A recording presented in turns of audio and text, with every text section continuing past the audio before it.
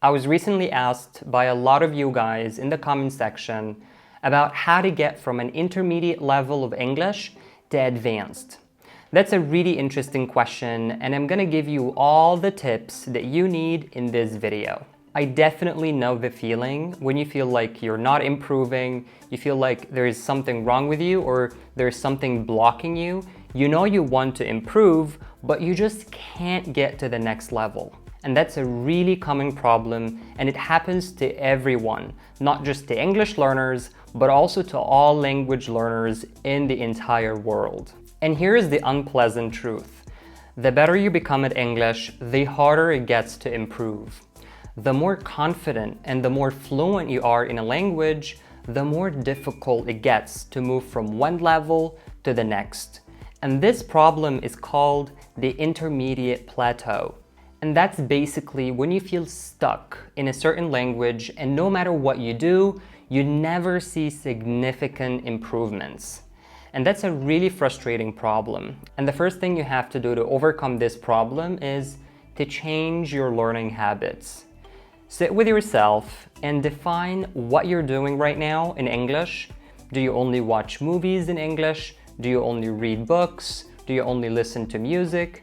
And see what you're doing right now, and depending on the way you answer that question, you're gonna see for yourself where to get next and how you're gonna do it. But you have to answer that question first in order for you to move next. Now, before we move to the next step, I want to remind you that if you're somewhere between intermediate to upper intermediate, then you'll probably know around 3,000 to 5,000 words, give or take. And in order to reach mastery or proficiency in English, you have to get your vocabulary to more than 10,000 words. But if you grab a dictionary and start to learn all these words and memorize them, then you're never gonna reach mastery or proficiency, because the human brain allows us to learn vocabulary only in chunks.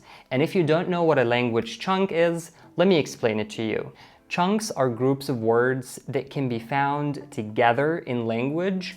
They can be words that always go together, such as fixed idioms, collocations, phrasal verbs, or phrases. Phrases such as by the way, or at the end of the day, or to encourage someone to do something, or to depend on someone or something. These are all examples of language chunks. Now, how do we find and learn these language chunks? It's so simple. Only by immersion.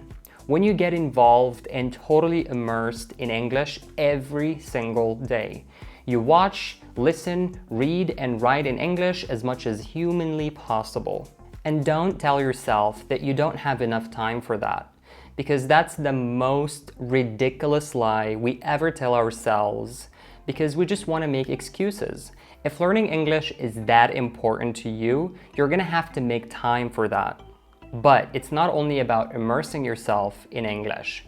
You actually have to keep a vocabulary notepad for yourself to write down every single idiom, phrase, or expression that you come across, and then later put them into an app to practice them. There are many apps that allow you to practice vocabulary, but the one that I'm using on a daily basis is Anki.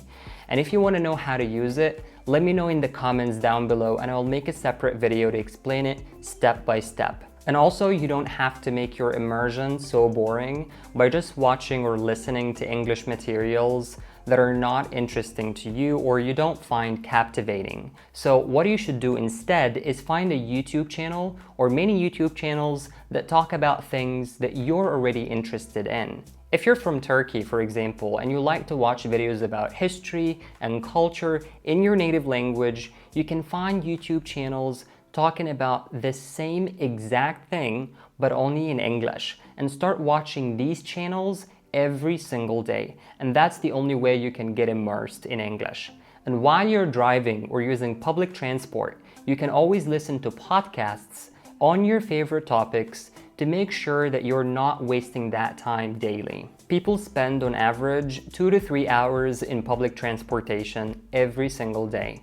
That's a crazy amount of time wasted. So if you use that time to your benefit and make it a daily habit, you're gonna see tangible progress in the long run.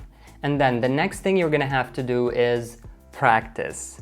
Practice makes perfect.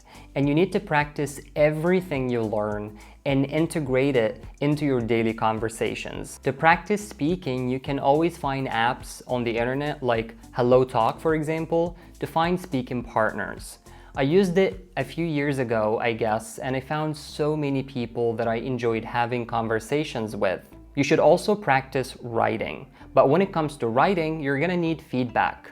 Feedback from someone more advanced than you are, or a native speaker, for example, who can correct your mistakes. So I recommend you using journally.com. I personally use this website to practice writing in Russian, and I constantly get corrected and get very useful feedback from native speakers. You can use this same website in English as well, and when you get corrected by someone, try not to repeat these mistakes again. And you have to be patient. Focus on the process, not the destination. And remember that Rome wasn't built in a day. So that's it for this video. Thank you so much for making it to the end and for supporting this channel. I really appreciate it. Please give this video a thumbs up and click the bell so you don't miss out on my future lessons. Thank you guys again, and see you next time.